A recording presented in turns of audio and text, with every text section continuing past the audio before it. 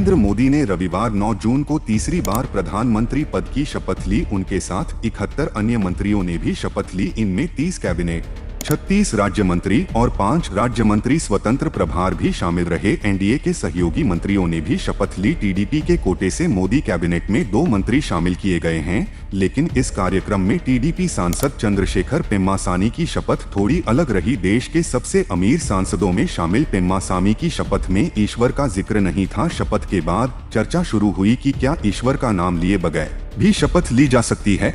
शपथ ग्रहण के दौरान सभी मंत्री ईश्वर के नाम ही शपथ लेते हैं। शपथ के दौरान मंत्री कहते हैं, मैं नाम ईश्वर की शपथ लेता हूं कि मैं विधि द्वारा स्थापित भारत के संविधान के प्रति। इस तरह मंत्रियों की शपथ पूरी होती है। प्रधानमंत्री भी ऐसे ही शपथ लेते हैं। Do swear in the name of God। ईश्वर की शपथ, ईश्वर की शपथ। In the name of God। ईश्वर की शपथ लेता हूँ। ईश्वर की शपथ लेता हूँ कि।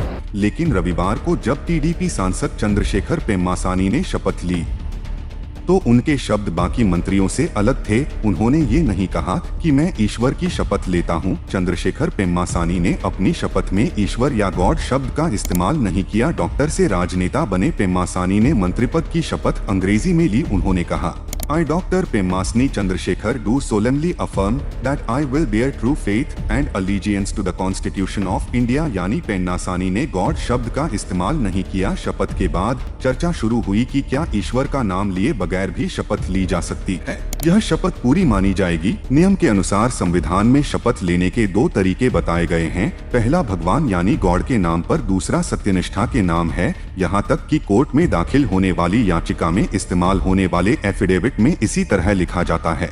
इस तरह सरकार के शपथ ग्रहण कार्यक्रम में दोनों में से किसी भी तरह से शपथ ली जा सकती है। यह शपथ पूरी मानी जाएगी। आमतौर पर जो लोग भगवान में आस्था नहीं रखते हैं यानी नास्तिक होते हैं, उनके मामले में इस तरह की चीजें सामने आती हैं। कई बार इसको लेकर मामला भी उठा है कि देश में शपथ का जो प्रारूप है उसमें बदलाव होना चाहिए, लेकिन जो अभी चल रहा है उसमें कहा जा सकता है कि भगवान को नहीं मानने वाले नेता सबसे अमीर है और जो पूजा में लगे रहते हैं वो सिर्फ मांगते रहते हैं, जिससे चोरी करने पर मजबूर हो जाते हैं नेता। इसी कारण देश में भ्रष्टाचार भी बढ़ता है।